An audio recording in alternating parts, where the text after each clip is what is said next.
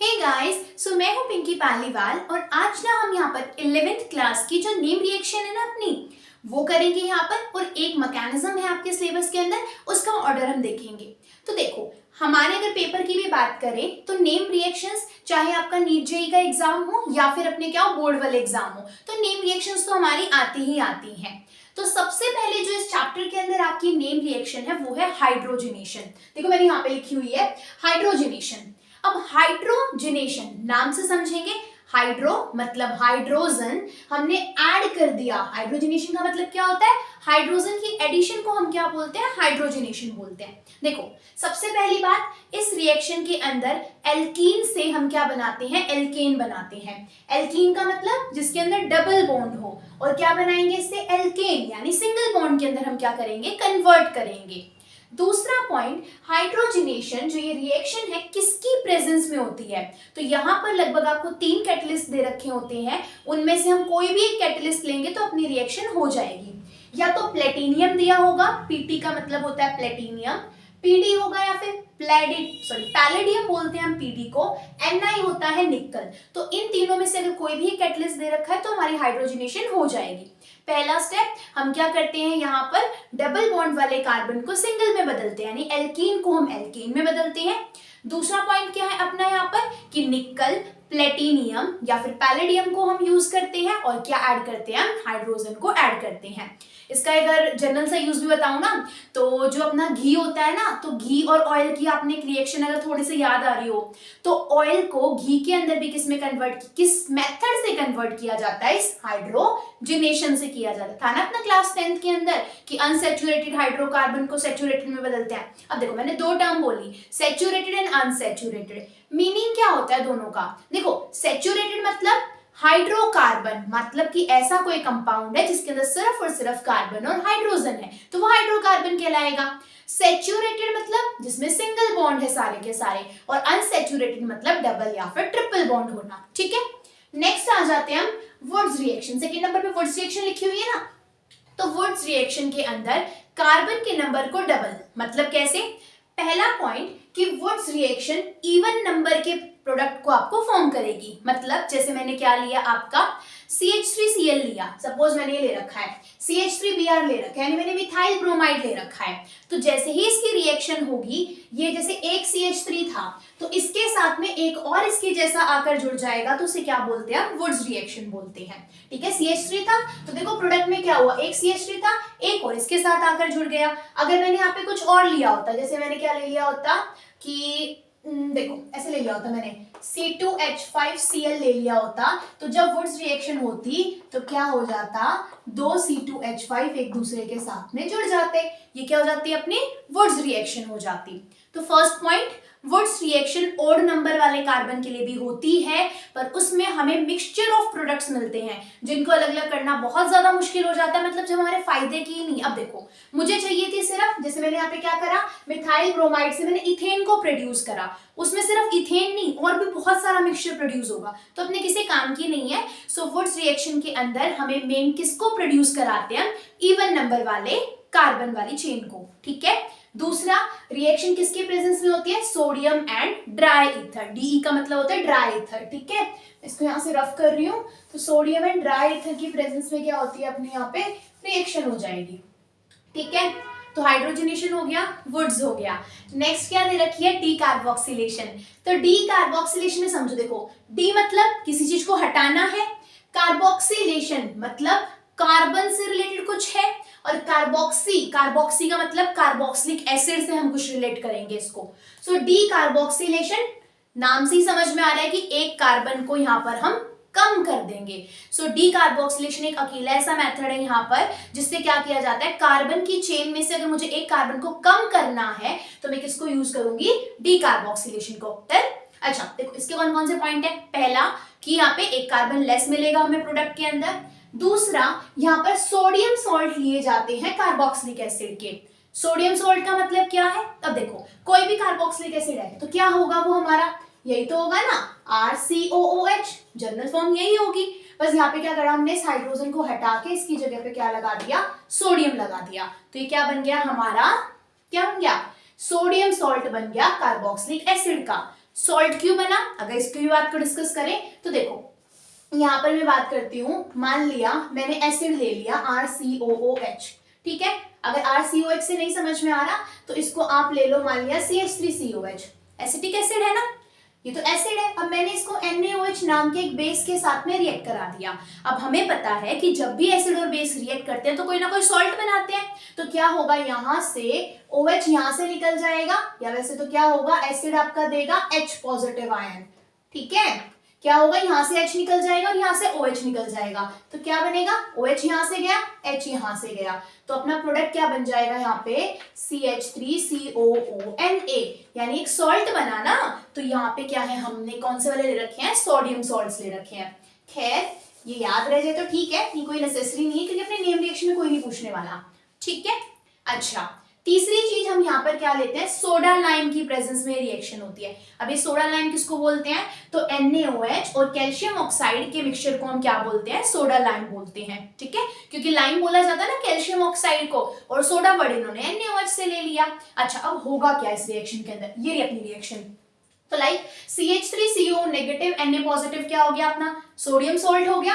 इसको मैंने NaOH जो कि एक बेस था, और यहाँ पे कैल्शियम ऑक्साइड की प्रेजेंस में रिएक्शन होगी। देखो ऐसी ही सेम रिएक्शन आपको इसके नीचे वाली दिखेगी, बट दोनों अलग अलग हैं। यहाँ पे क्या होगा, इस NaOH और COAO का तो यूज होकर क्या बन जाएगा, सोडियम कार्बोनेट। अब क्या होगा, देखो यहाँ पे 1 और 2 कार्बन थे ना, ये तो क्या हो जाएगा, बीच वाला CO तो CO2 बन के हट गया यहाँ से, सॉरी CO2 नहीं, ये चला जाएगा कार्बोनेट के अंदर। क्या बचेगा, सिर्फ ये CH3, इसके अंदर एक हाइड्रोजन जुड़कर ये किसमें कन्वर्ट हो जाएगा, मीथेन के अंदर, मतलब एक कार्बन यहाँ पर डिक्रीज हो जाएगा, किसमें, डीकार्बोक्सिलेशन में। डन, ओके, नेक्स्ट पे आ जाए। तो नेक्स्ट है अपना कॉल्स इलेक्ट्रोलाइटिक मेथड। देखो कॉल्स इलेक्ट्रोलाइटिक मेथड में भी आपको सोडियम सॉल्ट ही देखने को मिलेंगे, कार्बोक्सिलिक एसिड के ही, पर डिफरेंस क्या है, यहाँ पर वहां पे कार्बन कम हुआ था ना डीकार्बोक्सिलेशन में, यहाँ पे कार्बन कम नहीं होता है, ठीक है। अब देखो कैसे होगी यहाँ पे रिएक्शन। सबसे पहली बात, इलेक्ट्रोलाइटिक मेथड मींस हम इलेक्ट्रोलाइसिस कराएंगे, और जनरली जो इलेक्ट्रोलाइसिस होती है वो किसकी प्रेजेंस में होती है भैया, वाटर की प्रेजेंस में, तो यहाँ पे भी वाटर की प्रेजेंस में होगी, ठीक है। अब इलेक्ट्रोलाइसिस यानी जब भी कोई बैटरी से रिलेटेड आप समझ सकते हो कि जैसे घर में इन्वर्टर की बैटरी होती है ना, तो एक पॉजिटिव टर्मिनल होता है, एक नेगेटिव टर्मिनल होता है, उसको भी यहाँ पे यूज करने वाले हैं। तो देखो सबसे पहली बात हम क्या लेंगे, सोडियम या फिर पोटेशियम सॉल्ट लिए जाते हैं कार्बोक्सिलिक एसिड के। एनसीईआरटी के अंदर क्लियरली लिखा हुआ है, या तो आप सोडियम सॉल्ट लो या फिर पोटेशियम सॉल्ट लो। ऊपर जो डीकार्बोक्सिलेशन थी एनसीईआरटी के अकॉर्डिंग सिर्फ सोडियम सॉल्ट उन लोगों ने लिख रखा है, तो मैंने उसी को ही मेंशन किया है यहाँ पे। ओके, नेक्स्ट देखते हैं यहाँ पे। अच्छा अब देखो यहाँ पर सेम नंबर के क्या बनते हैं आपका, मतलब जो जितने प्रोडक्ट के अंदर, सॉरी जितने रिएक्टेंट के अंदर कार्बन होंगे उतने ही अपने भैया प्रोडक्ट के अंदर होने वाले हैं। बट क्या ट्विस्ट है यहाँ पे कि कॉल्स इलेक्ट्रोलाइटिक मेथड के अंदर भी ऐसा प्रोडक्ट बनेगा जिसके अंदर इवन नंबर ऑफ कार्बन होंगे, यानी 2 4 6 8 10 इस तरीके से होंगे, ओड वाला नहीं बनाया जाता। ओके, अब देखो होगा क्या इसके अंदर। मैंने क्या लिया, सोडियम सॉल्ट ले लिया, यानी कि CH3CO negative Na positive, water को ऐड कराया, तो क्या बनेगा, देखो 1 और 2 कार्बन थे ना, तो 1 और 2 कार्बन का ही क्या बन गया, प्रोडक्ट बन गया, तो क्या बनी अपनी यहाँ पर इथेन बन गया। अब देखो और साथ में CO2 गैस यहाँ पे रिलीज होगी, हाइड्रोजन गैस रिलीज होगी और NaOH बनेगा, जबकि ऊपर वाले मेथड यानी डीकार्बोक्सिलेशन के अंदर सोडियम कार्बोनेट बना था, CO2 गैस नहीं रिलीज हुई थी, CO2 किसमें चला गया था, इस कार्बोनेट को बनाने के लिए। अच्छा देखो यहाँ पर मैं भी पॉजिटिव नेगेटिव की कुछ बात करी थी ना, तो एक होता है अपना एनोड और एक होता है कैथोड। तो यहाँ पर जो आपका यहाँ पे इथेन सॉरी यानी कि जो एल्केन आपका बनेगा और जो कार्बन डाइऑक्साइड गैस बनेगी वो बनेगी एनोड के ऊपर ये रिलीज होगी, जबकि जो हाइड्रोजन गैस है वो कहाँ पर प्रोड्यूस होगी, कैथोड के ऊपर प्रोड्यूस होगी। ठीक है, तो यहाँ से भी अपना क्वेश्चन बन सकता है। ठीक है, आपकी हाइड्रोजनेशन हो गई, वुड्स रिएक्शन होगी जिसमें कार्बन का नंबर डबल वाला था, डीकार्बोक्सिलेशन में एक कार्बन डिक्रीज हो गया था, कॉल्स इलेक्ट्रोलाइसिस के अंदर क्या बनी थी, CO2 गैस बनती है। अच्छा नेक्स्ट है फ्रिडल क्राफ्ट एल्काइलेशन, ये रिएक्शन 11th में भी है, 12th के अंदर भी है, अलग अलग उसके अंदर आएगी आपकी फंक्शनल ग्रुप के साथ में। ठीक है, अभी हम 11th के अकॉर्डिंग पढ़ते हैं। तो फ्रिडल क्राफ्ट एल्काइलेशन रिएक्शन, इसमें क्या होता है, एक आप पढ़ोगे फ्रिडल-क्राफ्ट एल्काइलेशन एंड सेकंड आप पढ़ोगे फ्रिडल-क्राफ्ट असाइलेशन। दोनों के अंदर फर्क क्या होगा? देखो, जब आप क्या लेंगे, एल्काइलेशन लेंगे ना, तो हम यहाँ पे क्या लेते हैं, एल्काइल क्लोराइड, यानी मैंने जैसे क्या ले लिया, CH3Cl को ले लिया। ठीक है, देखो CH3Cl लिया है। पहले इसी चीज को ध्यान से देखना, क्योंकि हम कंफ्यूज हो जाते हैं कि भाई असाइलेशन क्या है और एल्काइलेशन क्या है। तो जब मैंने एल्काइलेशन कराया तो मैंने ले रखा है CH3Cl। जब मैं असाइलेशन कराऊंगी तो एक बार मैंने ले रखा है CH3COCl और सेकेंड मेथड के अंदर मैं लूंगी यहाँ पर CH3CO का होल ट्वाइस और O। अब ये है क्या चीज? ठीक है, इतना कंफ्यूज होने की जरूरत नहीं है। देखो, सबसे पहले मैंने बेंजीन लिया, उसको मैंने किसके साथ में ट्रीट कराया, CH3Cl। CH3Cl क्या है अपना नॉर्मल, क्या बोलेंगे कि भाई कोई आपका एल्केन था, उसके साथ में आपने हैलोजन को ऐड कर दिया। अब हैलोजन क्या होता है, तो जो fluorine, chlorine, bromine and iodine आप पढ़ते हो वो सबके सब हैलोजन होते हैं। ठीक है, तो जब किसी एल्केन के साथ में हैलोजन को लगा दिया जाता है तो उसको हम बोलते हैं एल्काइल हैलाइड बोलते हैं। वैसे तो एल्काइल हैलाइड या फिर हेलो एल्केन के नाम से हम उसे बोलते हैं। अब देखो, जैसे ही ये रिएक्शन होगी, फर्स्ट कंडीशन, ये रिएक्शन होगी अनहाइड्रस एल्यूमिनियम क्लोराइड की प्रेजेंस में। अनहाइड्रस का मीनिंग क्या है कि उसके अंदर वाटर का कंटेंट नहीं होना चाहिए। ओके, सो अनहाइड्रस एल्यूमिनियम क्लोराइड हम लेंगे, तो यहां पर बेंजीन से क्या बन जाएगा अपना टॉल्विन। अब टॉल्विन एक नया नाम है। टॉल्विन क्या होता है कि जब इस बेंजीन के ऊपर CH3 ग्रुप लग जाता है then it is called toluene. Okay, बहुत बार आएगा ये वाला कंपाउंड भी, और साथ में HCl रिलीज हो जाता है। अब देखो, ऑर्गेनिक की एक खासियत है कि मेन आपको यहाँ पर ये वाला प्रोडक्ट पता होना चाहिए। साइड में जो भी निकलता है अगर आप उसे स्किप भी कर दोगे तो इतना बड़ा मैटर नहीं होता है। तो ऑर्गेनिक के अंदर में मेन प्रोडक्ट को याद करना होता है। ठीक है, अब देखो यहां पर मैंने क्या लिखा, अब नेक्स्ट रिएक्शन की अगर बात करूं तो बेंजीन को मैंने रिएक्ट कराया CH3COCl के साथ में। अब इससे पहले एक वर्ड देखो, यहां पर मैंने लिखा है RCOCl। कई लोग कंफ्यूज हो रहे होंगे भैया ये R क्या चीज है। तो जब भी किसी एल्केन के अंदर से, एल्केन क्या होते हैं अपने सिंगल बॉन्ड वाले ना, तो उनमें से एक हाइड्रोजन को निकाल दिया जाए। लाइक मैं मेंशन करके दिखाऊं तो मेरे पास मीथेन था, मैंने एक हाइड्रोजन को माइनस कर दिया, रिमूव करा दिया, तो ये क्या बन जाएगा, CH3 बन जाएगा। और मैंने यहाँ पे हाइड्रोजन को हटाया तो यहाँ पे इस तरीके से डैश लगाया। डैश का मीनिंग क्या है, असल में ये डैश होता है बॉन्ड, कि ये एक चीज के साथ में और बॉन्ड बनाने वाला है। ठीक है, अब मीथेन तो ये था, मान लिया मेरे पास में कोई इथेन होता, इथेन को इकट्ठा करके लिखूं, क्या होएगा, C2H6 होएगा ना। नहीं याद आए तो कैसे याद करें, देखो कहाँ लिखूं, यहाँ लिख देती हूँ। एल्केन का जनरल फॉर्मूला होता है CnH2n प्लस में 2, तो 2 कार्बन वाला है, आप बनाकर देख सकते हो। एक हाइड्रोजन को रिमूव कर दो, क्या बन जाएगा ये CH3CH2। इसको भी एक बॉन्ड आगे बनाना है। ऐसे कंफ्यूजन हो रही तो ऐसे भी लिख सकते हैं हम C2H5, एक ये बॉन्ड बनाएगा। तो ये भी जो भी बनते हैं एक हाइड्रोजन को रिमूव करने के बाद में उनको हम एल्काइल बोलते हैं, और इन्हीं को जनरल रिप्रेजेंट कर दिया जाता है इस R से। ओके, यहाँ तक की बात क्लियर हो गई ना। अच्छा, तो अब इस R के आगे मैंने क्या लगा रखा है, COCl मैंने लगा रखा है। COCl आने की वजह से ही आगे आप फंक्शनल ग्रुप्स पढ़ोगे तो RCOCl, जब ये COCl लगा हुआ हो तो इसको हम क्या बोलते हैं, 2 नाम से बोला जाता है। One is called acyl chloride and another name इसका होता है एसिड क्लोराइड। ओके, या तो एसाइल क्लोराइड बोलेंगे या फिर एसिड क्लोराइड बोलेंगे। ठीक है, तो COCl को क्या बोलते हैं, एसिड क्लोराइड या फिर एसाइल क्लोराइड। डन। अच्छा, नेक्स्ट मैंने एसिड एनाहाइड्राइड लिखा हुआ है, लिखा है ना। अब एसिड एनाहाइड्राइड क्या होता है इसको भी समझ लेते हैं। देखो, फर्स्ट थिंग इज एनाहाइड्राइड, कि एनाहाइड्राइड ही क्या है। तो जब 2 एसिड के मॉलिक्यूल्स लोगे आप, कौन से वाला acid, that is carboxylic acid. तो अगर मैं कार्बोक्सिलिक एसिड में से वाटर को रिमूव कर दूं तो क्या बन जाता है, एसिड एनाहाइड्राइड। लाइक कैसे, देखो RCOOH था, एक और RCOH मैंने लिया। अब ये क्या हो सकता है, ओके देखो, सबसे पहले तो यहाँ पे समझो, अगर इस चीज से नहीं भी क्लियर हो रहा तो अगर यहाँ पे विजिबल है तो मैं लिख देती हूँ। देखो, मान लिया मैंने लिया RCOOH, एसिटिक एसिड है ना, और एक और मैंने क्या डाल दिया यहाँ पे RCOOH।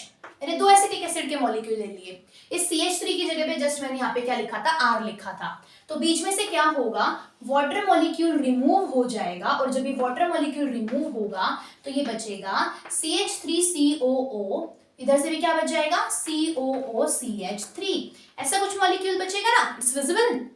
ओके, ठीक है, तो यहाँ पे क्या हो जाएगा, हम 2 CH3 और CO, डबल बार है ना, एक बार यहाँ पे एक बार यहाँ पे, है ना, एक ऑक्सीजन एक्स्ट्रा बच रहा है, तो इसको मैं डबल करके और O आगे लगा के ऐसे भी तो लिख सकती हूँ, है ना।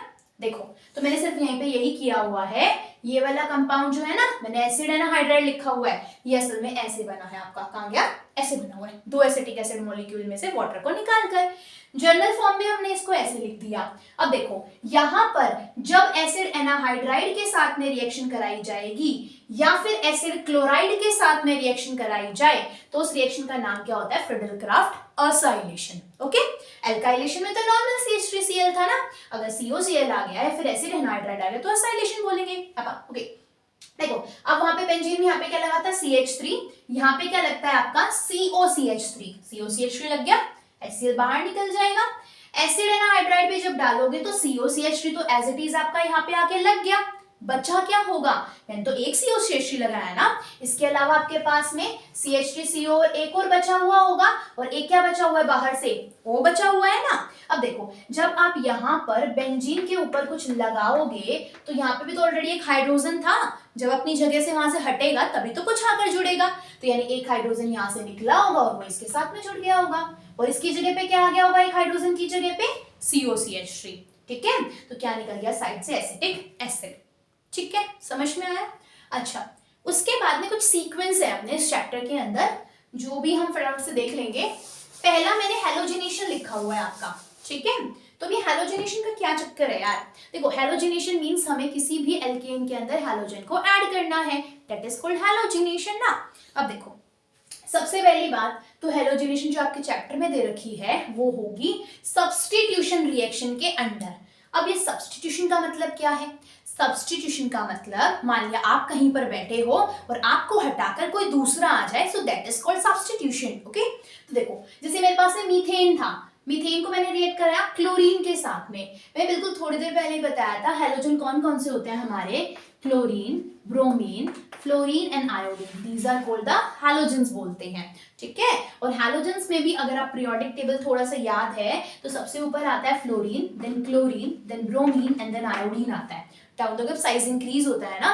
ओके, नाउ हम देखेंगे यहाँ पर, तो सबसे पहली बात तो जितनी भी हैलोजिनेशन रिएक्शंस होती हैं वो होती हैं हमारे किस मैकेनिज्म से, फ्री रेडिकल मैकेनिज्म। एक नंबर का क्वेश्चन आता है कि हैलोजिनेशन कौन से मेथड से होगी, फ्री रेडिकल मैकेनिज्म से, किसकी प्रेजेंस में, सनलाइट। अब कई बार बच्चों को ये चीज क्लियर नहीं होती है कि किसी रिएक्शन के ऊपर इस तरीके से HNu लिख दिया, इसका मतलब क्या है, तो ये होता है सनलाइट को या किसी टाइप की लाइट को रिप्रेजेंट कर रहा होता है। असल में ये एनर्जी का फॉर्मूला होता है E = HNu, तो यानी सनलाइट भी तो एक फॉर्म में एनर्जी है ना, तो ये रिएक्शन किसकी प्रेजेंस में हो रही है, सनलाइट की प्रेजेंस में। ठीक है, और सनलाइट वाले रिएक्शन को क्या बोला जाता है, फोटोलिटिक रिएक्शंस भी बोलते हैं ना। अच्छा देखो तो यहाँ पर हो गया हमारा हैलोजिनेशन के 2 पॉइंट्स हो गए। ओके, अब rate of reaction with alkane किसके ऊपर डिपेंड करता है, तो सबसे जल्दी अगर आपको 4 हैलोजेंस दे दिए जाए तो सबसे फास्ट रिएक्शन होगी फ्लोरीन की, देन क्लोरीन की, उसके बाद ब्रोमीन एंड देन आयोडीन की। ठीक है, अच्छा अगर कार्बोकेटायन दे दिया जाए, कार्बोकेटायन अगर पता है तो देन ओके, अदरवाइज हम किसी और वीडियो में डिस्कस करेंगे। तो टर्शरी कार्बोकेटायन सबसे जल्दी रिएक्ट करता है, then secondary and then primary. ठीक है, बताओ क्या क्या होते हैं, चलो हम इसको कार्बोकेटायन को तो नेक्स्ट के अंदर ही कंटिन्यू करेंगे। ठीक है, तो हमारी नेम रिएक्शंस लगभग हो गई हैं और बाकी का पोर्शन हम इसके नेक्स्ट पार्ट के अंदर करेंगे। ओके, थैंक यू बच्चों।